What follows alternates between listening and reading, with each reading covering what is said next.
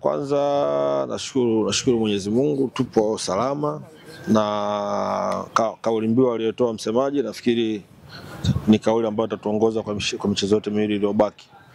Na kama mnavyofahamu timu haiko sehemu nzuri sana. Tunahitaji mechi zote mbili tupate matokeo ili tuweze kuwa salama zaidi. Kwanza maandalizi yanaendelea vizuri na tunashukuru tumepata muda mwingi kufanya maandalizi kabla ya michezo hii miwili. Almost wiki 3 sasa tunafanya maandalizi kwa michezo hii miwili. Na kikosi kama unavyokiona chote kipo kambini. Ndio maana umeona hata kwenye viingilio tumeamua tushushe kabla ya kiingilio ambacho ni rafiki, sababu tunaamini mshabiki ni mchezaji namba 12 kwenye timu. Kwa hiyo tunaamini support yao, wingi wao kwenye uwanja wetu wa Kirumba siku hiyo utamotivate wachezaji kufanya vizuri na mwisho kupata matokeo. Faida ni kubwa kama unavyoona pia kila timu inatamani kushinda nyumbani. Ugenini ni pagumu sana kupata matokeo.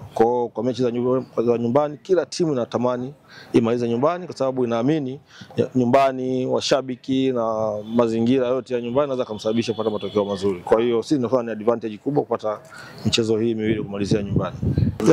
Sisi ni utaratibu tangu tunaanza ligi, mchezo wa kwanza mpaka mchezo wa mwisho wachezaji waliambiwa mkipata matokeo na bonus mnapata, na uongozi umejitahidi kukamilisha hilo kwa 100%. Kwa michezo yote ambao wameshinda mpaka leo hakuna bonus ambao hawajapewa wachezaji wetu. Kwa hiyo hata kwa michezo miwili iliyobaki, kwa sababu unajua michezo muhimu hasa wa JKT, uwezekano mkubwa sana wakifanya vizuri viongozi waka top up kidogo bonus, kwa sababu huo ndio mchezo ambao tunafindo finali kwa Pamba.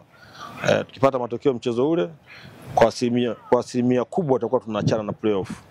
Kwa hiyo naamini viongozi watafanya kitu kwa ajili ya kufanya motivation iwe kubwa sana kwenye mchezo huo. Tumepokea ratiba kutoka bodi ya ligi na inatueleza tunamalizia michezo miwili tarehe 18 na tarehe 22. Ndio maana unaona technical bench wanaendelea na maandalizi kwa ajili ya michezo hiyo. Kwa sisi kama Pamba tunaamini mechi zetu zipo na zitachezwa tarehe hizo ambazo zimepangwa na bodi ya ligi.